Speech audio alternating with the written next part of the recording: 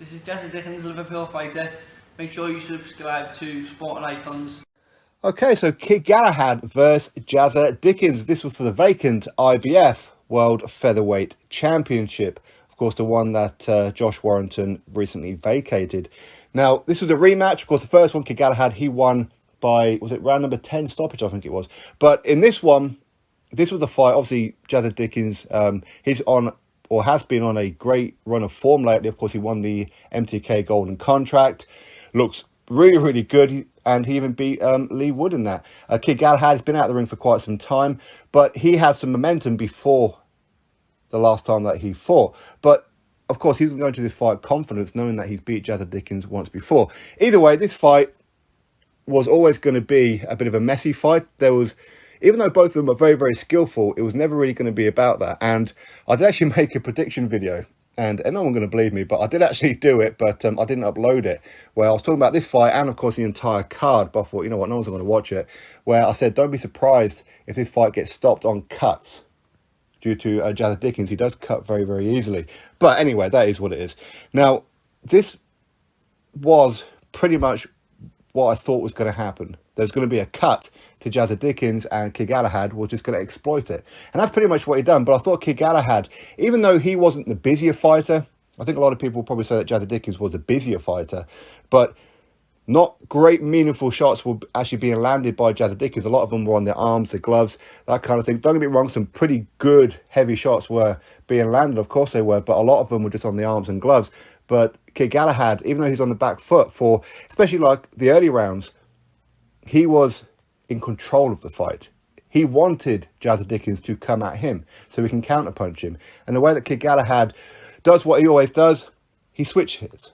He'll go from a southpaw to an orthodox, back again, and what have you, which is, must be horrible if you're the opponent, okay? Because it's one thing to prepare for an orthodox fighter, it's another thing to prepare for a southpaw fighter. How do you prepare for someone who does both? Okay, anyway, now I thought that Kid Galahad was in full control of this fight. Right the way up for me, I had Kid Galahad winning this fight by quite some distance. He was leaning on Jazza a fair bit. He kept pushing his head down a bit too often, for sure. And ultimately, the referee did actually dock him a point in round number 10, I believe it was. But it didn't really matter. At this point, Kid Galahad was in a very, very healthy lead, in my opinion. I thought that Jazza Dickens, absolute warrior, really was. But at some point, I don't know which round it was, I believe it was round number 5 or round number 6, Jazza Dickens, it looked like his nose was broken. And the only reason I thought that was obviously because like both his eyes were starting to swell and to discolour a bit. But in between the rounds, he kept having to breathe through his mouth. He's trying to keep saying, breathe through your mouth, breathe through your mouth. And when he stood up, he kept sniffing. So I thought, okay, maybe his nose is actually broken here. Don't know if it is, no idea. But either way, Jazza Dickens, well, absolute warrior, he really was. But the way that Kid Galahad was on top of him, especially in like the last couple of rounds, it was horrible to watch. I have to be brutally honest. And yes, it is a shame that the fight got stopped at the end of round number 11. So they didn't allow Jazza Dickens to come out for round number 12. At least let him finish on his feet, I suppose. Because it wasn't like Kid Galahad. I didn't think Kid Galahad was going to stop him. But he was certainly going to inflict 3 more minutes worth of damage.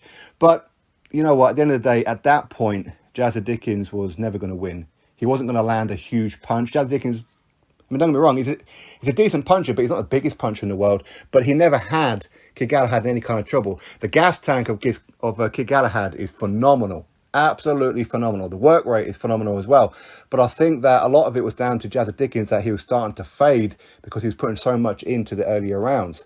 Even though he wasn't necessarily winning most of those rounds, he was putting a lot of work into them. And of course, when you've got a cut and if your nose is broken, your eyes are swollen up and everything, I mean, was it the right decision that he shouldn't come out for round number 12? I'm not exactly sure. Was it his corner who pulled it or the referee stopped it?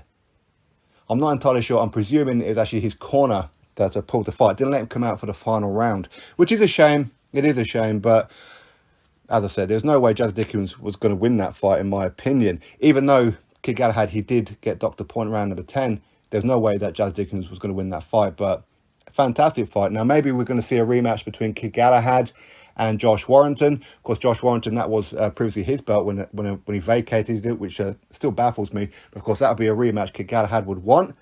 Maybe it would tempt Josh Warrington to want to fight Kid Galahad again. Maybe, but of course, Josh Warrington, he's got to get past Mauricio Lara first and foremost anyway. That has to be his one and only priority. If not, then of course, you're probably looking at a unification with Lee Wood. Personally, I would like to see Thomas Patrick Ward fight Kid Galahad. Me personally, I would like to see that fight. Thomas Patrick Ward, of course, he has beaten Jazza Dickens and that himself before. So I personally would like to see that fight. Is it a fight that's unreasonable? Is it one that's unlikely? Maybe, who knows. Anyway, that's my thoughts on it all. Congratulations to Kid Galahad. Again, a lot of people say Kid Galahad isn't a very exciting fighter. I always enjoy his fights. I don't really know why. Maybe I'm in the minority, maybe. But for me, I like his fights. I think his style is very, very good. Yes, he does use some dirty tactics at times, but oh well. What can you do? I suppose you fight until the referee tells you to stop, don't you? Anyway, drop your thoughts below. Click thumbs up. I'll catch you on the next video.